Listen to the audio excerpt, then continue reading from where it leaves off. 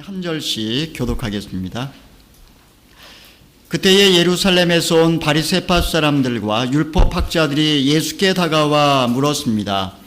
왜 선생님의 제자들은 우리 장로들의 전통을 지키지 않습니까? 음식을 먹기 전에 그들은 손을 씻지 않습니다. 예수께서 대답하셨습니다. 너희는 어째서 너희의 전통 때문에 너희 하나님의 계명을 어기느냐? 하나님께서는 내 부모를 공경하라고 하셨고 누구든지 자기 부모를 저주하는 사람은 반드시 죽을 것이다 라고 하셨다. 그러나 너희는 누가 자기 아버지나 어머니께 내게 드려 도움이 될 것이 하나님께 드릴 예물이 됐습니다 하고 말하면 자기 부모를 공경하지 않아도 된다고 말하니 너희 전통을 핑계로 하나님의 말씀을 무시하는 것이 아니냐. 이 위선자들아, 이사야가 너희에 대해 예언한 말이 옳도다. 이 백성들은 입술로만 나를 공경하고 마음은 내게서 멀리 떠났다. 사람의 계명을 교훈으로 가르치고 나를 헛되이 예배한다. 예수께서 무리를 불러 말씀하셨습니다. 잘 듣고 깨달으라. 입으로 들어가는 것이 사람을 불결하게 하는 것이 아니라 입에서 나오는 것이 사람을 불결하게 하는 것이다. 그때 제자들이 예수께 와서 물었습니다. 바리새파 사람들이 이 말씀을 듣고 비위가 상한 것을 아십니까? 그러자 예수께서 대답하셨습니다. 하늘에 계신 내 아버지께서 심지 않으신 식물은 모두 뿌리채에 뽑힐 것이다. 그들을 내버려 두라. 그들은 앞을 못 보는 인도자다. 눈먼 사람이 눈먼 사람을 인도하면 둘 다 구덩이에 빠지게 된다. 베드로가 말했습니다. 그 비유를 설명해 주십시오. 예수께서 말씀하셨습니다. 너희가 아직도 깨닫지 못하겠느냐? 입으로 들어가는 것은 무엇이든 뱃속으로 들어가서 결국 밖으로 빠져나오지 않느냐? 그러나 입에서 나오는 것은 마음에서 나오는데 이런 것이 사람을 불결하게 한다. 마음에서 악한 생각, 살인, 간음, 음란, 도둑질, 위증, 비방이 나온다. 함께 읽겠습니다. 이런 것이 사람을 불결하게 하지 씻지 않은 손으로 먹는 것이 사람을 불결하게 하는 것이 아니다. 아멘. 올해 6월 달에 한국에 있을 때에 SBS 스페셜 가면 뒤의 눈물이라고 하는 다큐멘터리를 본 적이 있었습니다. 감정 노동자들에 관한 이야기입니다. 마치 배우가 연기를 하듯이 타인의 감정에 비율을 맞추기 위해서 자신의 감정을 억누르고 서비스 일에 종사하는 그런 사람들을 의미합니다. 안녕하십니까 고객님, 행복하십시오. 환한 미소와 함께 이렇게 전화를 받는 그들의 목소리를 들으면 참 어떤 때는 기분이 참 좋습니다. 고객을 왕으로 모시고 항상 미소와 친절로 대해야 하는 이 감정 노동자들은 상대방이 필요 이상의 요구를 하거나 또는 인격을 모독해도 연신 머리를 조아리고 죄송하다는 말만을 해야만 합니다. 그렇기 때문에 보통 이런 일에 종사하는 사람들은 굉장한 스트레스를 받고 또 심한 경우는 우울증 치료를 받는 그런 경우도 있습니다. 저는 이 프로그램을 보면서 목회자도 일종의 감정 노동자가 아닐까 이런 생각을 하게 되었습니다. 고단한 세상 속에서 하나님의 위로를 갈망하며 이 자리에 오신 성도 고객 여러분들에게 오늘은 제가 기분이 별로 안 좋고 어깨도 좀 아프니까 모두들 자습을 하고 가시라고 이렇게 제가 말할 수 없지 않습니까? 친절과 미소로 여러분을 잘 섬겨야 하는 것이 저의 역할이기 때문입니다. 전에 소망교회에 있을 때에 한 권사님께서 상담을 요청하며 저를 찾아오신 적이 있었습니다. 교육관 앞에 그 파라솔에 앉아서 이 권사님이 때로는 울기도 하고 때로는 한숨을 내쉬기도 하면서 자신의 그 한맺힌 인생을 저에게 쏟아놓기 시작하셨습니다. 한참을 지난 다음에 이제 권사님의 얼굴이 환해지셔서 이제 권사님이 돌아가셨습니다. 그분이 그때 무슨 말씀을 하셨는지 지금 거의 기억이 나지 않지만 분명한 한 가지 사실은 4시간 동안 남편에 대해서 이야기하셨다라는 것입니다. 어떻게 저런 남자와 함께 살 수 있을까? 저는 그분의 이야기를 들으면서 그런 공감적 경청을 하면서 미소와 친절로 이야기를 다 들어주었지만 저는 그날 밤 집에 와서 파김치가 되고 말았습니다. 사실 이것이 목회자가 해야 할 아주 중요한 사역 중에 하나일 것입니다. 사람들은 누구나 이렇게 자기의 가면을 쓰고 살아갑니다. 목회자는 목회자로서의 역할, 그 역할을 교회에서 해야 되는 것이고, 아버지는 아버지의 가면을, 어머니는 어머니의 가면을, 또 직장에서 내게 맡겨진 역할이 있다면 그 역할에 충실해야 하는 것입니다. 우리는 어쩔 수 없이 자신의 감정과 무관하게 사람들과의 관계를 잘 맺어 가야 합니다. 하지만 어느 순간에 내가 지금 하고 있는 이 역할, 내가 쓰고 있는 이 가면과 나 자신을 동일시하면서 나의 내면 세계에 대해서 돌보는 것을 소홀히 하기 시작할 때에 심각한 문제들이 일어나는 것을 우리는 알 수 있습니다. 여러분, 그렇다면 우리에게 어떤 문제들이 일어날까요? 내가 지금 쓰고 있는 이 가면, 내가 하고 있는 이 역할과 나 자신을 동일시해버리면 어떤 문제가 일어날까요? 그리고 이 문제를 어떻게 극복하고 성숙하고 온전한 인격으로 우리가 자라갈 수 있을까요? 우리는 이 시간에 인간 안에 내재되어져 있는 이 사람을 더럽히는 죄의 본성에 관해서 함께 생각을 해보기를 원합니다. 첫 번째로 바리새인들은 이 내면의 죄의 본성, 이것을 위선으로 포장해 거짓된 삶을 살았습니다. 우리 옆에 분에게 짧게 이야기해 주십시오. 위선으로 포장해 거짓된 삶을 살았습니다. 위선으로 포장해 거짓된 삶을 살았습니다. 우리 1절 2절의 말씀을 같이 한번 읽어보겠습니다. 시작. 그때 예루살렘에서 온 바리새파 사람들과 율법학자들이 예수께 다가와 물었습니다. 왜 선생님의 제자들은 우리 장로들의 전통을 지키지 않습니까? 음식을 먹기 전에 그들은 손을 씻지 않습니다. 오늘 본문은 예수님의 제자들이 손을 씻지 않고 식사하는 모습을 이 바리새인과 율법학자들이 보고 이제 문제 삼은 내용을 적고 있습니다.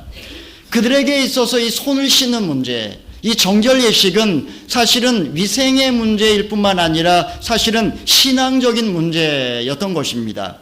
그들은 마치 결벽증 환자처럼 반드시 시장에서 돌아오게 되면 샤워를 했고, 그리고 먹을 때마다 부지런히 손을 씻었습니다. 무엇보다도 잔과 주발과 놋그릇과 이 모든 것을 윤기 나도록 열심히 닦았습니다. 이들이 이렇게 열심히 씻고 닦은 이유는 이렇게 깨끗하게 살아야지, 이렇게 정결하게 살아야지 성품도 깨끗해지고 인격도 거룩해진다라고 하는 그런 생각 때문에 이렇게 정결 예식을 행했던 것입니다. 여러분, 하지만 인간이 이런 방법으로 깨끗해질 수 있을까요? 여러분, 인간이 이런 방법으로 착해질 수 있을까요? 오히려 외적인 신앙 행위와 전통에 몰두하게 되면 오히려 외면적인 인격과 내면적인 세계는 대극을 이루면서 분리되어 버리는 현상이 나타나게 됩니다. 그러니까 이렇게 열심히 신앙 행위에 몰두하게 되면 스스로가 스스로에게 속아서 자기의를 쌓고 영혼의 목소리에 귀를 막아버림으로써 진정한 자기와의 관계가 단절된 채 자기 소외를 경험하게 되는 것입니다. 결국은 외적으로는 열심히 신앙생활을 하고 있지만 내면은 굶주리게 되고 삶은 위선으로 덮이게 되는 것입니다. 바로 바리새인들이 그런 인생을 살고 있던 사람들이었습니다. 예수님께서는 이런 그들에게 장로의 전통으로 오히려 하나님의 계명 10계명을 어기고 있는 그들의 모순되고 일치하지 않는 삶을 책망하셨습니다. 그들은 부모를 공경하라고 하는 이 10계명의 이 중요한 계명의 덕목을 오히려 하나님께 고르반하면은 끝나버리는, 하나님께 내 부모를 맡깁니다 라고 하는 말만 하게 되면 더 이상 부모를 부양할 책임을 지지 않아도 되는 이런 이상한 전통을 그들은 따라 순종했던 것입니다. 바울은 그들의 이런 위선적인 삶에 대해서 이렇게 말한 적이 있었습니다. 그렇다면 남을 가르치는 너희가 어찌하여 너희 자신은 가르치지 않느냐? 도둑질하지 말라고 말하는 내가 어찌하여 도둑질하느냐? 간음하지 말라고 말하는 내가 어찌하여 간음하느냐? 우상이라면 질색하는 그대가 왜 신전 물건을 훔쳐가느냐? 여러분, 겉으로 볼 때는 멀쩡하고 경건하게 살아가는 그런 종교 지도자를 이었지만 그들의 내면 세계에는 도둑질과 간음과 음란과 위선으로 가득 차 있다라고 사도 바울도 바리새인을 공격을 했던 것입니다. 예수님은 이런 자들이 영적인 지도자의 자리에 앉아 있으니 맹인이 맹인을 인도하는 격이 아니냐고 그들을 경고하십니다. 여러분, 이렇게 나의 내면의 본성, 그 본성을 위선과 거짓으로 포장해서 살아갔던 바리새인, 이것이 첫 번째라고 한다면 이스라엘 백성들은 죄의 본성에 함몰되어 죄악된 삶을 살았습니다. 우리 옆에 분에게 죄의 본성에 함몰되어 죄악된 삶을 살았습니다. 이야기해 주십시오. 죄의 본성에 함몰되어 죄악된 삶을 살았습니다. 우리 8절 9절의 말씀을 한번 읽어보겠습니다. 시작. 이 백성들은 입술로만 나를 공경하고 마음은 내게서 멀리 떠났다. 사람의 계명을 교훈으로 가르치고 나를 헛되이 예배한다. 지금 예수님께서 인용하신 이 9절의 말씀은 이사야 선지자의 말씀을 가지고 주님이 지금 인용을 하신 것입니다. 이사야 선지자가 활동했던 그 당시 BC 730년경에 그 이스라엘 사람들은 사실은 형식적인 노미날 그 신앙인들, 형식적인 신앙인들이었습니다. 그들은 분명히 본인들이 선택된 백성이요 여호와를 하나님으로 섬긴다라고 알고 있었지만 그들의 삶은 방탕과 탐욕으로 가득 차 있었고 그리하여 이방인들과 사실 별 다를 바가 없었던 것입니다. 이사야서 5장 20절에서는 이렇게 말합니다. 아, 너희들에게 재앙이 있을 것이다. 나쁜 것을 좋다고 하고 좋은 것을 나쁘다고 하는 사람들아, 어둠을 빛이라고 하고 빛을 어둠이라고 하는 사람들아, 쓴 것을 달다고 하고 단 것을 쓰다고 하는 사람들아. 이사야 선지자는 그 당시 이스라엘 백성들이 얼마나 가치관이 전도된 세상 속에 방탕하게 살았는지를 비판을 했던 것입니다. 악을 선이라고 하고 어둠을 빛이라고 하고 쓴 것을 단 것이라고 말하던 때였습니다. 사람들은 술에 취해 있었고 재판관들은 뇌물을 받아서 챙겼고 악행을 저지르는 자들이 권좌에 앉아있던 그런 세상이었습니다. 여러분, 만약에 이렇게 인간이 한번 신앙인임에도 불구하고 이렇게 어두움에 삼키어지게 되면 사리 분별을 못하고 심지어 악의 화신이 될 수도 있습니다. 여러분, 악인이 처음부터 악인일까요? 선과 악이 사실 백지장 하나 차이요, 어둠과 빛이 사실은 일반입니다. 선한 사람도 순식간에 어두움에 함몰되면 엄청난 악을 저지를 수 있는 위험성이 있다는 말입니다. 독일의 철학자 한나 아렌츠라고 하는 그런 유명한 철학자가 있습니다.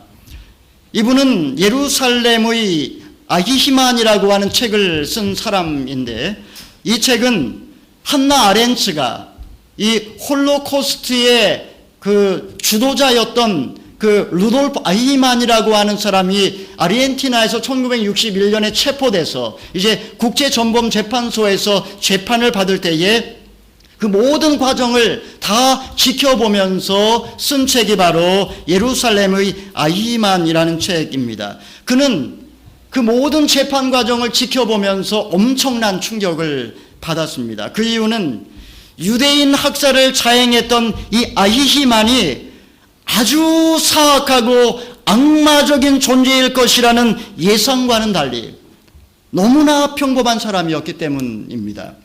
그는 개인적으로 매우 친절하고 선량한 사람이었습니다. 아주 쉽게 말하면 저 같은 사람이 유대인 600만 명을 학살했다, 이렇게 생각을 하시면 이해가 되실 겁니다. 여러분, 어떻게 이런 일이 있을 수 있을까요? 이런 의문에서 출발해서 저자가 내린 결론이 바로 악의 평범성, banality of evil이라고 하는 그런 개념입니다. 악의 평범성, 악이 특별한 악인에게 해당되는 것이 아니라 사실은 모든 사람이 평범하게 여기고 당연하게 여기는 것들 안에 악이 존재할 수 있다라는 말입니다. 아돌프 아이히만이 우리 안에도 존재합니다. 우리 역시 내 안에 존재하는 어둠에 사로잡히는 순간 얼마든지 끔찍한 범죄를 저지를 수 있는 위험성이 상존한다는 말입니다. 내 내면에 있는 악을 내가 어느 순간에 컨트롤하지 못하면 아마 저나 여러분이나 이 자리에 있지 않고 아마 지금 교도소에 가 있을 수도 있다는 말입니다. 예수님은 죄의 본성에 함몰되어 버린 이스라엘을 향하여 너희에게 재앙이 있을 것이다 라고 예수님은 선언을 했던 것입니다. 세 번째로 제자들이 나옵니다.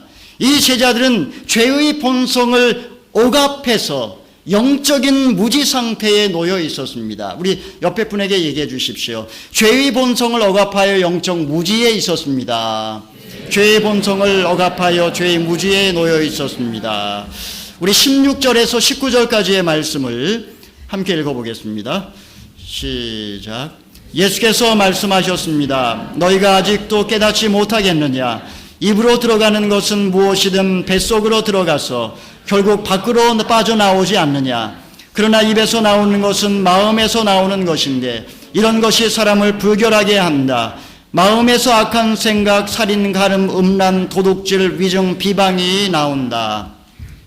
바리새인들은 씻지 않는 손으로 음식을 먹을 때에 그것이 사람을 더럽힌다라고 생각을 했습니다. 그러나 예수님께서는 어떤 음식이든 뱃속으로 들어가게 되면 아무 차이가 없다라고 말씀을 하셨습니다. 예를 들면 고기를 먹든지 바퀴벌레를 먹든지 속에 들어가면 아무 구분이 없습니다. 둘 다 몸에 좋은 단백질입니다. 어떤 주부가 집에서 입을 벌리고 청소를 하다가 그만 입속으로 바퀴벌레 한 마리가 날아들었습니다. 그런데 바퀴벌레를 토해낼 겨를도 없이 그만 목구멍으로 꼴깍 넘어가고 말았습니다. 바퀴벌레를 너무나 징그럽게 생각한 이 여성은 바퀴벌레를 꺼내고자 포크로 목을 막 넣고 이리저리 쑤시다가 그만 이번에는 포크까지 목으로 들어가고 말았습니다. 결국 여인은 구급차를 불러서 수술을 한 후에야 포크를 꺼낼 수 있었습니다. 그런데 수술을 하면서 내시경으로 들여다보니까 바퀴벌레는 이미 위 속에서 녹아서 흔적도 없이 사라져 없었습니다. 여러분, 음식이 사람을 더럽히는 것이 아닙니다. 심지어 옛날에 우리 파리가 된장 항아리에 알을 낳으면 그 안에 구더기가 살기 시작합니다. 만약에 이걸 전혀 알지 못하고 그냥 먹으면 이게 밥풀떼기인지 구더기인지 그냥 맛있게 먹으면 전혀 문제 안 되고 몸에 좋은 단백질일 뿐입니다. 여러분, 예수님께서는 제자들에게 너희가 아직도 깨닫지 못했느냐라고 질문하셨습니다. 아직까지 제자들은 자기의 내면을 들여다보기보다는 여전히 사람들의 시선을 의식하며 율법과 전통에 얽매여 있었던 것입니다. 사람들이 깨닫지 못하면 이렇게 정말 중요한 것을 보지 못합니다. 예수님의 제자들도 마찬가지였습니다. 아직도 깨닫지 못하였느냐? 예수님은 인간의 마음속에 존재하고 있는 이 어둠의 요소들에 대해서 지금 말씀하고 있는 것입니다. 여러분, 인간 안에, 나의 안에 이런 어둠의 요소, 죄의 본성이 있다는 것을 어떻게 알 수 있을까요? 이것은 어렵지 않습니다. 그냥 마음이 원하는 대로 가만히 놔두면 자연스럽게 그 안에 있는 것들이 자신의 정체를 드러내기 시작합니다. 여러분, 집에 가셔서 아무것도 하지 말고 소파에 가만히 앉아 있어 보십시오. 그러면 악한 생각이 올라오기 시작합니다. 나에게 상처 준 사람을 죽이고 싶은 마음이 들기도 합니다. 음란한 생각이 떠나질 않습니다. 탐욕에 사로잡히고 거짓말이 목까지 차오르기 시작합니다. 여러분, 이것이 저만의 이야기일까요? 예레미야 17장 9절은 이렇게 말합니다. 마음은 모든 것보다 거짓되고 몹시 병들어 있다. 누가 이것을 이해할 수 있겠는가? 여러분, 예레미야 선지자도 이 사실을 깨닫는 사람이 많지 않음을 탄식하고 있습니다. 누가 이것을 깨달을 수 있겠느냐? 여러분, 참으로 이해할 수 없는 노릇입니다. 사람들은 자신의 그 죄의 본성에 그 지배받는, 내가 죄의 본성에 날마다 지배받는 존재라는 사실을 생각하지 않습니다. 오히려 내가 지금 노력하지 않아서 그렇지, 내가 얼마든지 노력하고 수양을 쌓으면 얼마든지 죄 문제를 얼마든지 해결할 수 있다, 이렇게 생각을 한다는 말입니다. 여러분, 왜 그럴까요? 왜 인간은 내 안에 존재하는 이 악한 본성에 관해서 진지하게 보려고 하지 않을까요? 자기 내면을 들여다보지 않는 이유는 자기 내면을 들여다보는 것이 두렵기 때문입니다. 그리고 오히려 자기 내면을 있는 그대로 인정하기보다 그것을 억압해버리는 경향이 있습니다. 특별히 경건하게 살아가는 신앙인들의 경우, 날마다 그야말로 경건하게 하나님 앞에 살려고 애를 쓰는 사람일수록 자기 내면에 있는 이 어두움의 요소를 억압하고 마치 없는 것처럼 그렇게 살아가는 경향이 있다라는 말입니다. 열심히 신앙생활을 합니다. 시간을 들이고 물질을 들이고 이전보다 더 열심히 봉사를 하기도 합니다. 하지만 이렇게 내면의 어두움을 마치 없는 것처럼 여기거나 아니면 내가 이것을 신앙 안에서 뿌리채 뽑아버리겠다고 하면 할수록 사실은 내면은 황폐화되고 심각한 심리적인 문제를 일으키기 시작합니다. 자기 안에 있는 이 어둠의 실체를 보지 못하게 되면 결국은 내 안에 있는 그 실체를 못 보게 되면 그것을 다른 사람을 통해서 보기 시작합니다. 여러분, 이것을 심리학적으로 투사라고 말을 합니다. 내 안에 있는 들보는 보지 못하고 다른 사람에 있는 눈에 있는 티끌을 빼려고 이런 어리석은 일을 한다라는 것입니다. 그리하여 내 안에 있는 그 증오심과 분노를 그에게 터뜨립니다. 누군가를 저주하고 비난하고 욕하고 분노합니다. 우리는 범죄로 얼룩진 저녁 9시 뉴스를 보면서 세상이 타락했다라는 이야기를 참 많이 할 겁니다. 하지만 여러분, 그 추악한 악이, 그 텔레비전에 등장하는 그 추악한 모든 범죄가 이미 오래전부터 내 안에 존재하고 있었다라는 사실입니다. 세상에 존재하는 살인과 간음과 음란과 비방과 거짓말이 내 안에 원래 있던 것이고, 인종차별과 계층차별과 외모차별과 성차별과 집단 따돌림과 이 모든 것이 사실은 내 안에 있던 것들이 사회적 병리현상으로 드러났을 뿐이라는 것입니다. 병든 인간이 모여있기 때문에 병든 사회가 되는 것이지 병든 사회가 인간을 병들게 하는 것이 아니라는 말입니다. 만약에 이런 것들이 집단 간에 일어나게 되면 어떤 일이 벌어질까요? 이것이 바로 인종학살이요 전쟁으로 비화가 되는 것입니다. 나치의 유대인 학살과 그리고 미국인들의 아메리카 인디안 학살이 바로 그 대표적인 예입니다. 심지어 종교전쟁과 같이 하나님을 섬기는 형제들끼리 서로 그리스도 이름으로 서로를 악마화시키고 끔찍하고 잔인한 살인극을 벌였던 것이 우리 기독교 역사 안에도 있었습니다. 여러분, 우리는 거울 속을 들여다보면서 거울에 비친 자기의 진지한 내면의 어두움을 직면하는 것을 두려워합니다. 그리고 진지하게 자기의 내면을 들여다보는 사람은 많지 않고 오히려 더욱더 경건하게 살려고 더욱더 열심히 신앙생활하면 더욱더 열심히 기도하면 이 문제가 해결될 것이라고 생각하며 이 불편한 진실에 대하여 직면하려고 하지를 않는다라는 말입니다.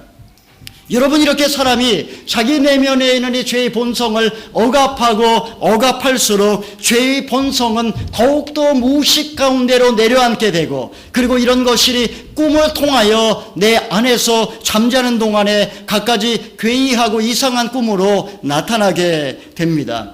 그리고 결정적인 순간에 내가 내 안에 있는 이 어둠의 요소, 죄의 요소를 직시하지 않고 마치 없는 것처럼 살고 있으면 결국은 어느 순간에 나의 전 존재를 죄가 함몰시켜버리고 순식간에 악의 유혹에 빠뜨리고 파멸로 이르게 만드는 것, 바로 이것이 우리 안에 있는 죄, 것입니다. 여러분, 저는 최근에 한국 교회의 모습을 보면서 이런 생각을 가끔 하게 됩니다. 총박맞는 차세대 리더들이 각종 초문에 휘말려서 추풍낙엽처럼 우수수 떨어지는 모습을 보면서 목회자인 저 자신도 두려움을 느낄 때가 있습니다. 저 또한 예외가 아니라고 생각하기 때문입니다.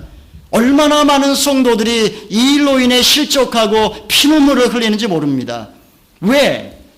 일생을 거룩하고 경건하게 살려고 노력했던 그분들에게 이런 부끄러운 일이 벌어진 것일까요? 그들만의 문제일까요? 나의 내면의 어두움의 요소와 내가 직면하지 않으면 나도 예외는 아닙니다. 하나님과의 깊은 교제 없이 여러분 좋은 설교할 수 있습니다. 사람들의 인기와 칭찬을 받을 수도 있습니다. 박수갈채를 받으며 스스로 대단한 사람으로 착각할 수도 있습니다. 하지만 어느 순간에 추락해버립니다. 왜냐하면 추락하는 것은 날개가 있기 때문입니다. 날개가 없다면 처음부터 추락도 존재하지 않습니다. 날개가 있기 때문에 저 상공까지 비상했고, 그리고 어느 순간에 날개가 녹으면서 추락해버린 것입니다.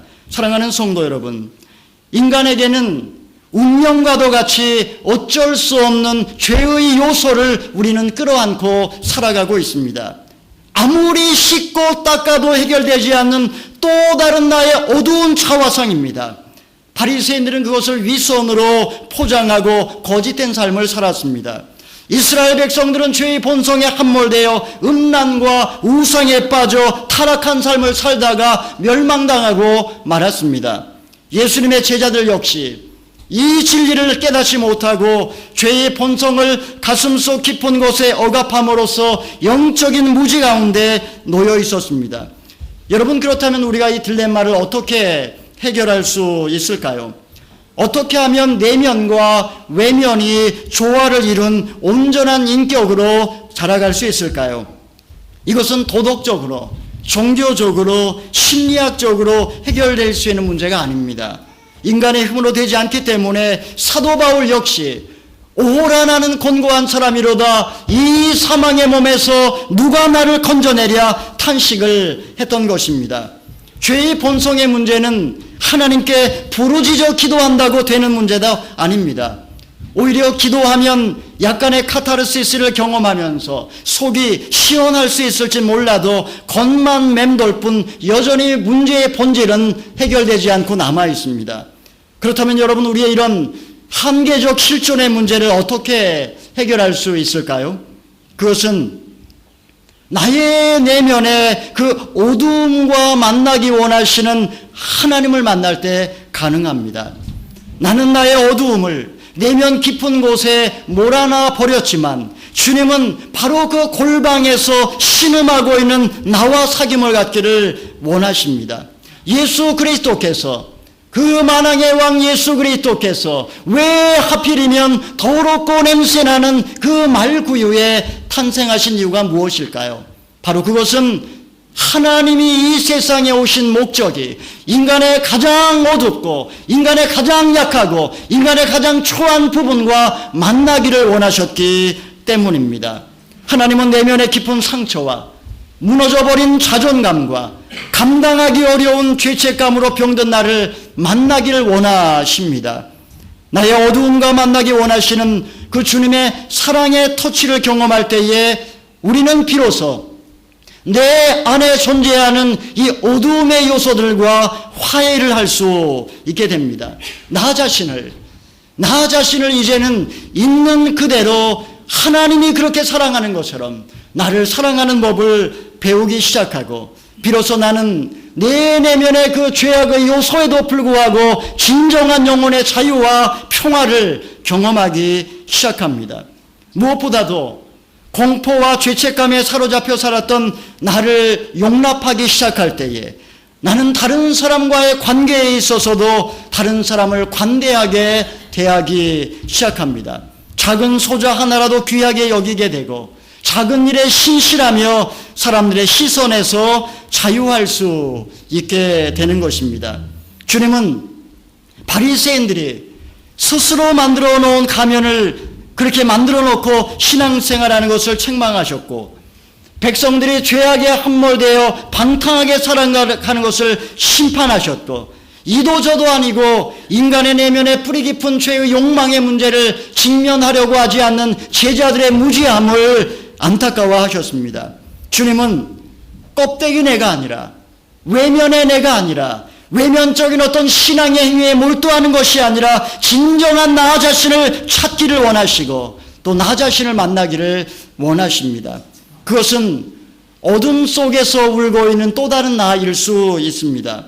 있는 모습 그대로, 빈손 든 그대로, 실패한 그 자리에서 이게 나의 또 다른 모습인 것을 인정을 하고 주님 앞에 나아갈 때에, 그래서 주님과 대화를 하기 시작할 때에 이 모든 것은 화해가 일어나기 시작합니다. 자신의 죄의 본성을 감추고 과거의 부끄러운 죄를 숨긴 채 하나님께 복을 달라고 떼를 쓰고 하나님을 설득하는 것은, 이것은 여러분 참된 기도라고 할 수 없습니다. 이것은 기독교를 샤머니즘으로 만들어버리는 결과입니다. 나를 인격체로 대우하시는 주님, 그 주님 앞에 지금 내가 쓰고 있는 가면을 벗고 내 영혼의 깊은 어두움을 있는 그대로 보여드리며 그분과 친밀한 교제를 나누는 것, 여러분 이것이 진정한 기도인 줄 믿으시기를 바랍니다. 그리고 이런 기도를 바로 하나님의 성령께서 도와주십니다. 사도 바울은 생명의 성령의 법이 죄와 사망의 법에서 여러분을 해방했다라고 말했고, 그리고 이제는 성령을 쫓아 행하십시오. 그러면 육체의 욕심을 이루지 아니할 겁니다라고 말했던 이유가 바로 여기에 있습니다. 치열한 실존적 고민 끝에 오호라 나는 곤고한 사람이로다, 이 사망의 몸에서 누가 나를 건져내랴, 그렇게 탄식했던 사도 바울이 이제는 생명의 성령의 법이 죄와 사망의 법에서 나를 해방하였음이라라고 노래한 대목이 바로 이것입니다. 그는 육체의 욕망을 이길 수 있는 유일한 길은 이 욕망의 문제를 억압해서도 안 되고, 이 욕망의 문제를 제거할 수도 없고, 욕망을 따라 살아서도 안 되고, 오직 성령을 쫓아 행할 때 오직 육신의 욕망을 이길 수 있다고 선언하고 있는 것입니다. 여러분, 인간이 어떻게 자기 노력으로 선해지고 착해질 수 있을까요? 얼마나 많은 사람들이 하나님께 나 자신을 길들이고 성령의 인도하심을 받아 살려고 하기보다도 오히려 하나님을 내가 길들이려고 하고, 그리고 나의 욕망을 하나님을 통해 얻어내고자 하는 그런 갈등을 하고 있는지 얼마나 모릅니다. 하나님은 이렇게 하나님께 길들여진 사람, 그리고 성령을 쫓아 살아가는 사람, 그 사람들 안에 이 어둠의 본성들을 오히려 황금으로 만들어주시는 하나님이십니다. 그럴 때 나의 영혼은 평강과 자유를 경험하기 시작하고 나의 내면의 세계와 나의 외면의 세계가 서로 일치하고 조화하는 새로운 삶을 살게 됩니다. 사랑하시는 성도 여러분, 내 안에 여전히 꿈틀거리는 어둠의 세력을 느끼고 있습니까? 여러분, 그것을 억압하고 마치 없는 것처럼 행동하는 것은 오히려 문제를 더 어렵게 만듭니다. 정반대로 내 욕망을 따라 거기에 함몰되어 본성대로 살아가는 것은 파멸에 이르는 지름길입니다. 내 안에 존재하는 어둠의 요소들조차도 이것도 하나님이 내게 주신 또 다른 나의 열등한 모습인 것을 알고 그 모습을 그대로 인정하고 주님 앞에 나아갈 때에 주님은 바로 그 나를 만나 주시기를 원하십니다. 그 어두운 요소들, 그 죄의 본성들, 나의 열등한 모습을 주님은 만나기를 원하시고 대화하기를 원하시고, 그래서 주님은 빛 가운데로 세상에 오셔서 나의 모든 어둠을 품어주시고 나와 친밀한 관계를 맺으며 나의 영혼 안에 새로운 놀라운 창조의 역사를 이루어 가시는 것입니다. 사람을 더럽게 하는 것들, 여러분, 이것은 사람을 더럽게 하는 것일 수도 있고, 내가 이것을 그대로 주님께 인정하고 주님 앞에 나오면 바로 이것이 나의 삶을 풍성하게 하는 황금인 줄 믿으시기를 바랍니다. 이것을 주님께 들고 나아가 주님을 만날 때에 우리는 온전한 사람으로 변화될 수 있습니다. 이와 같은 은혜가 저와 여러분에게 함께 하시기를 축원합니다. 아멘. 우리 시간에 한번 통성으로 기도하기를 원합니다. 기도할 때에 우리 마지막에 불렀던 찬양, 우리 진실하게 신실하게 거룩하게 살게 하소서 함께 찬양을 하기를 원하는데요. 우리가 어떻게 거룩하게 살 수 있을까요? 우리가 거룩하게 살 수 있는 것은 하나님의 성령을 의지하고 성령의 지배를 받고 하나님께 길들여질 때에 이렇게 살 수 있는 줄 믿습니다.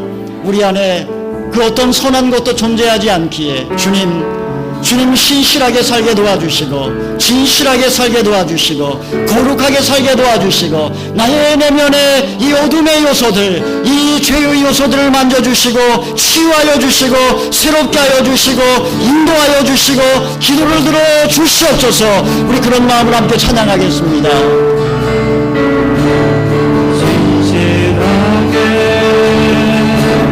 진실하게 거룩하게 살게 하소서. 진실하게 신실하게 거룩하게 살게 하소서. 하나님 나의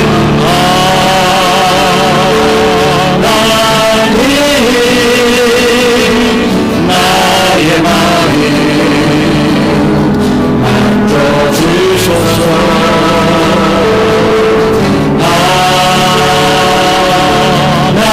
하나님 나의 영혼 새롭게 하소서. 신실하게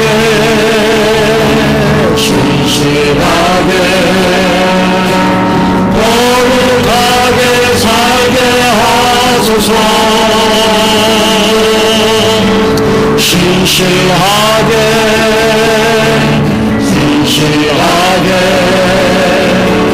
거룩하게 살게 하소서. 하나님 나의 기도 들어주소서.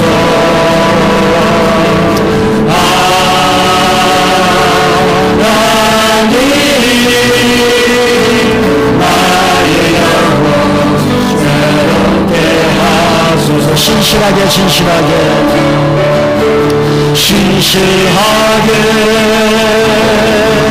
신실하게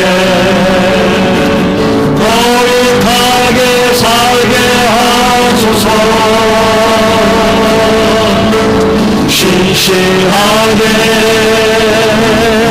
신실하게 거룩하게 살게 하소서.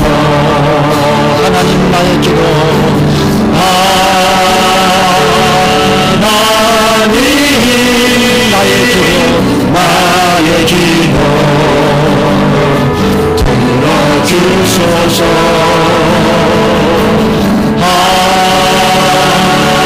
하나님 주의 길로 인도하소서. 우리 말씀을 생각하며 함께 통성으로 기도하겠습니다. 자비로우신 하나님 아버지, 우리의 삶을 거룩하게 인도하여 주시옵소서. 살아계신 하나님 아버지, 우리의 삶을 진실하게 인도하여 주시옵소서. 하나님 아버지, 우리의 마음을 만져 주시옵소서. 하나님 아버지, 우리의 마음 속에는 모든 죄의 본성들, 하나님 아버지 이것을 하나님이 만져주시고 회복하여 주시고 날마다 새롭게 하여 주시옵소서. 하나님 아버지, 이것을 더 이상 억압하지 아니하게 도와주시고 오직 있는 모습 그대로 빈손된 그대로 실패한 그 자리에서 주님 앞에 나아갈 수 있도록 주여 도와주시옵시고 날마다 하나님을 새롭게 경험할 수 있도록 하나님 아버지여 도와주시옵소서. 우리의 가장 어두운 곳에 있는 인격을 만나주시기를 원하시는 주님, 하나님 아버지여 날마다 우리를 만나주시고 우리의 영혼을 영혼을 새롭게 하여 주시옵소서. 우리의 삶을 새롭게 하여 주시옵소서. 하나님 아버지의 자비를 베풀어 주시옵소서. 모든 이설이 떠나가게 하여 주시옵소서. 모든 방탕함이 떠나가게 하여 주시옵소서. 날마다 있는 모습 그대로 주님을 만나게 도와주시고 하나님의 임재 가운데 하나님과의 사귐 속에 하나님 말고의 사람 서로 떠내는 사랑하는 우리 영혼에 하나님 아버지 임재하여 주셔서 주여 우리의 영혼의 가장 모든 인격을 만나 주시옵소서. 우리의 영혼을 새롭게 하여 주시옵소서. 가장 모든 우리의 인격을 새롭게 하여 주시고 주여 변화시켜 주시고 새 사람이 되게 도와주시고 주여 우리의 삶이 날마다 새로워져서 하나님을 만날 수 있도록 하나님 아버지여 도와주시옵소서. 역사하여 주시옵소서. 주여 우리 인격 가운데 빛으로 임하여 주시고 주여 우리 모든 상처한 영혼을 우리의 깨어진 영혼을 품어주시고 새롭게 하여 주시옵소서. 살아계신 하나님 아버지, 우리의 삶 속의 모든 위선과 거짓이 떠나가게 하여 주시옵소서. 우리의 삶 속의 모든 방탕함이 떠나가게 하여 주시옵소서. 어쩔 수 없이 우리가 품고 가야 되는 이 죄악의 어둠들 하나님, 그러나 성령 충만함을 더하여 주시옵소서. 성령을 쫓아 살아가게 하여 주시옵소서. 만져주시고 그리고 우리의 가장 어두운 인격을 사랑하시는 주님, 나 자신을 용납하게 하여 주시옵소서. 나 자신과 화해하게 하여 주시옵소서. 형제들을 용서하게 하여 주시옵소서. 자유하게 하여 주시옵소서. 우리의 영혼에 평화가 임하게 하여 주시옵소서.